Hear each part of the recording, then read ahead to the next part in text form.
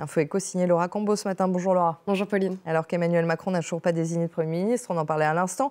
Un chantier crucial est en suspens. Il s'agit du budget pour 2025. Oui, c'est la première priorité du futur gouvernement, le projet de loi de finances. Il est essentiel pour définir les recettes et les dépenses de l'État, en l'occurrence pour 2025. Alors le gouvernement démissionnaire a planché dessus tout l'été et le feuilleton se poursuit en cette rentrée. Alors, quelles sont les étapes qui ont été franchies ? Bien, pour l'instant, il n'y en a qu'une, Pauline. Le gouvernement démissionnaire de Gabriel Attal a envoyé des lettres plafond à tous les ministères. Comme leur nom l'indique, elles chiffrent le plafond de crédit que chaque ministère sera autorisé à dépenser l'année suivante. Ça permet en fait de commencer à travailler avant les ajustements qui seront faits au Parlement ensuite. Conséquence de la crise politique, Matignon a préparé un budget technique, un budget zéro, c'est-à-dire que le budget 2025, vous le voyez, il est maintenu au même niveau que celui de 2024, avec des dépenses à hauteur de 492 milliards d'euros. Ça ne prend pas en compte l'inflation, la hausse des prix, et donc ça correspond à une diminution de 10 milliards d'euros du budget de l'État par rapport à cette année. Et ces documents, les parlementaires ne les ont pas reçus et ils le font savoir. Oui, puisqu'à la fin, c'est au Parlement de débattre et de faire voter ce fameux budget. La Commission des finances est très en colère, notamment son président, Éric Coquerel, de la France Insoumise, membre du nouveau Front Populaire.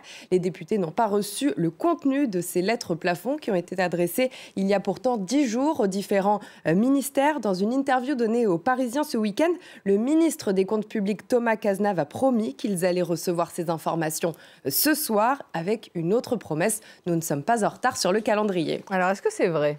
Pour l'instant, nous ne sommes pas encore en retard, mais l'horloge tourne, puisque selon la Constitution, ce projet de loi doit être déposé sur le bureau du Parlement au 1er octobre, ce qui suppose que ces textes soient prêts 15 jours plus tôt, car il doit être examiné par une instance, le Haut Conseil des finances publiques.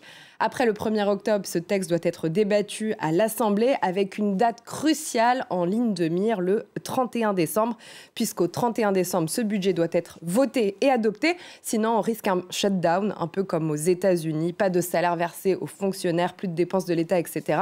En tout cas, une certitude, Pauline, plus Emmanuel Macron mettra de temps à désigner un Premier ministre, moins le futur gouvernement aura de temps pour se pencher sur le budget, et plus le gouvernement tardera à présenter ce budget à l'Assemblée, moins les députés auront le temps de débattre. Quelle sera la marge de manœuvre du futur gouvernement ? Faible, la faute à l'urgence budgétaire dans laquelle se trouve la France. La Cour des comptes le résumait en juillet. On écoute son premier président, Pierre Moscovici. La France doit impérativement réduire son déficit public. Elle doit replacer la dette sur une trajectoire descendante. Comme je le disais aussi, ce n'est pas un problème de droite ou un problème de gauche. C'est un problème d'intérêt public.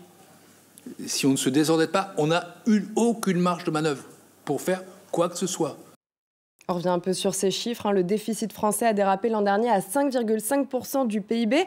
Bercy tablait sur une diminution ensuite, mais elle semble de moins en moins probable. Ce déficit, il joue sur la dette, on le sait, et la France, c'est le 3e plus fort endettement de l'Union européenne, à plus de 110% du PIB. C'est 2 fois plus que l'Allemagne.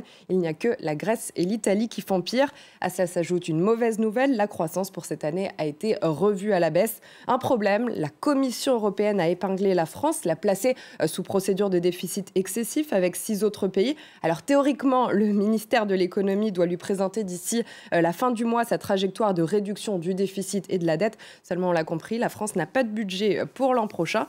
On risque d'être aussi en retard sur le calendrier européen. Et que pensent les entreprises de cette situation ? Eh bien, le fait qu'il n'y ait pas de gouvernement, pas de budget, ça crée une certaine paralysie, de l'attentisme. Comme les acteurs économiques ne savent pas de quoi l'avenir sera fait, eh bien, ils n'agissent pas. Comment recruter si on ne sait pas si le salaire minimum va augmenter, par exemple ?